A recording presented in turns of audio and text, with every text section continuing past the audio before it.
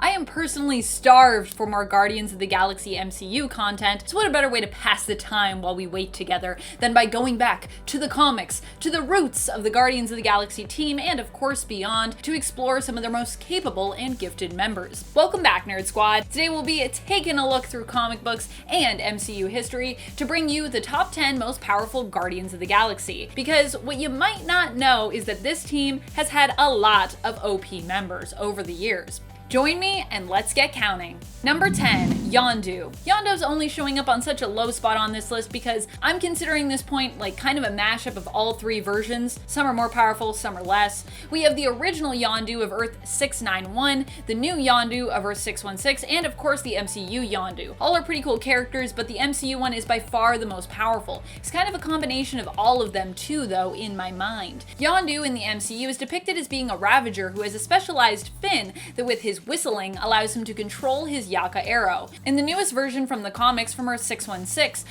Yondu was exiled from his tribe and ended up deciding to abandon his home world of Century 4, becoming a space explorer and a looter. On the Earth of 691, Yondu has no powers and is simply a skilled fighter and gifted sort of mystical empath who ends up returning to his home world after serving as an original Guardians of the Galaxy member to raise a family. Number 9, Kitty Pryde. A favorite guest star of mine on the Guardians team is Kitty Pryde, who even stood in as their replacement Starlord for a while when Quill was off trying to basically be a ruler of Spartax. Kitty got roped into being on the team when she began a long-distance relationship with Quill. For a time, the pair were even engaged. Kitty joined the team and became Starlord after she had received a power boost from the Black Vortex. It was because of this power boost that Kitty was able to save Spartax, phasing it out of an amber encasing. When Quill became ruler of Spartax, this created tension between the pair, as Quill became more and more busy and had less and less time for his and Kitty's relationship. This led Kitty to feel more and more alone, and because of this, she would throw herself more and more into her hero work with the Guardians, and would eventually take up Quill's abandoned mantle of Starlord, which I think Quill was also kind of jealous of. Like, he was like, why did you take my mantle? Number 8, Groot. When it comes to strength, Groot is likely one of the most powerful Guardians to ever have been a member. He hails from Planet X, a flora colossi who did not get along with the other members of his race and ended up being kicked off the planet, causing him to wander the galaxy. Poor Groot. Groot, previous to joining the team, had already befriended and fought alongside Rocket Raccoon and Starlord, so it was a relatively easy transition for him to join the Guardians of the Galaxy team. Because prior to that, he was already basically doing that stuff. Number 7, Nova. Nova has been an on and off again member of the team for some time. The Nova we're talking about today, of course, is Richard Rider. He grew up on Earth and was randomly chosen to become a member of the Nova Corps when he was still a teenager. He has had many adventures with the Guardians of the Galaxy and is currently on the roster in the latest series, volume number 6 from 2020. Nova is immensely powerful across the board. Super strong, super durable, super fast. He can heal, emit energy blasts by channeling the Nova Force, and through his connection with the world mind has access to a vast knowledge of Xandarian knowledge, making him super smart as well. And friends, before we move on to this next spot, if you are loving this list and you want more Guardians lists, I know I want to do more for you, please show us some love by giving this video a thumbs up. Hey! Number 6, Cosmo. Cosmo is everyone's favorite psionic space dog, and he is no lightweight when it comes to power levels either. You may recognize this goodest boy from the MCU, where he appeared as an exhibit in the Collector's expansive collection. In the comics, Cosmo joined the Guardians as a supporting character and ally for space adventures way back as early as volume 2 of the series from 2008, kind of the reboot of the Guardians of the Galaxy, if you will. When dealing with the Cancerverse, he proved how formidable of a hero he was when he swiftly took out a bunch of Cancerverse alternate heroes with one single psionic command.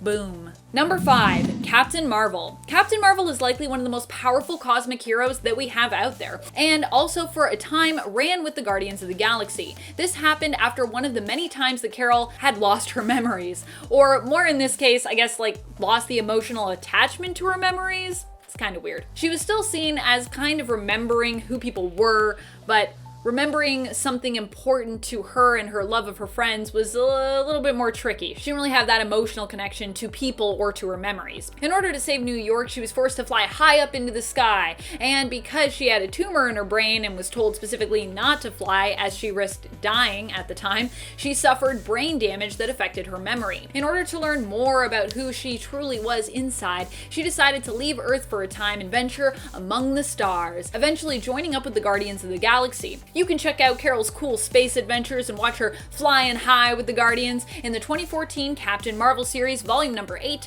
starting in issue 2. Also, for anyone that wants to come at me about how many Captain Marvel series there have been and blame Carol for that, look, Carol didn't even come in until I think about halfway through all of those, so just a heads up. People in the comments always want to come after Carol. I love Carol, so I'm gonna fight for her.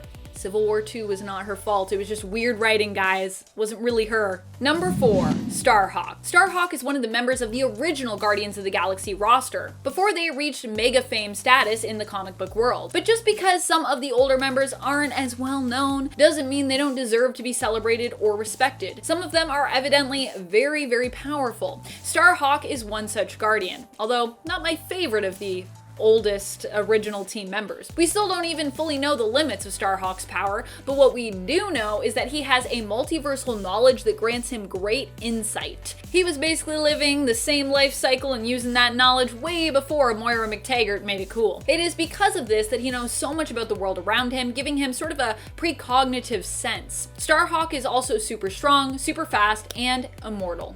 Number 3, Thor. Yep, when Thor joined the team in the MCU, he even made reference to another version of the Guardians of the Galaxy roster referred to as the Asgardians of the Galaxy. This is what Thor jokingly refers to the team as in the film, but it's actually also the name of a separate team from the comics. There's a real Asgardians of the Galaxy comic. It's got like a totally different team pretty much, but you should check it out. We don't know in the MCU if Thor will end up staying on as a permanent member of the Guardians, but sometimes the strongest members to this team are the ones that come and go.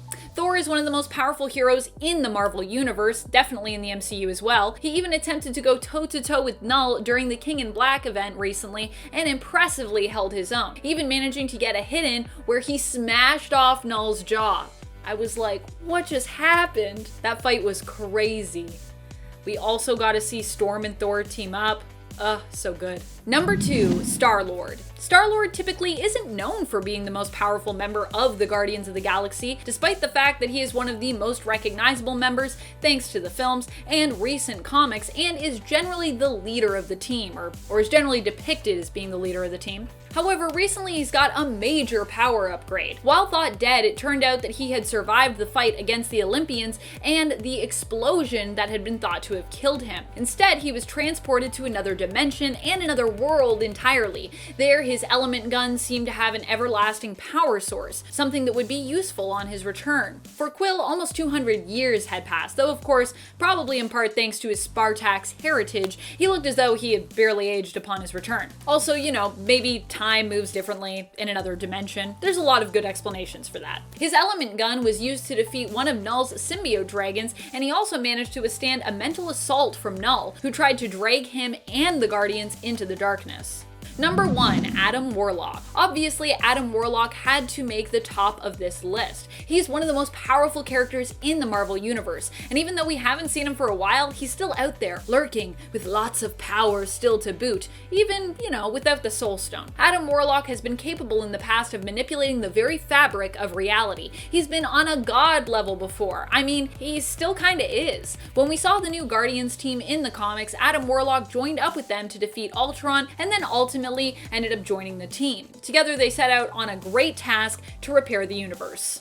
That sounds like a lot of work. What are some of your favorite Guardians? Who do you think is the most powerful? Which Guardians roster has been your favorite thus far, and why? Who would you like to see show up to join the team in Volume 3 in the MCU? Let us know in the comments below. This has been Top 10 Nerd, and I'm your host, Amanda McKnight, reminding you, as always, to stay nerdy, YouTube.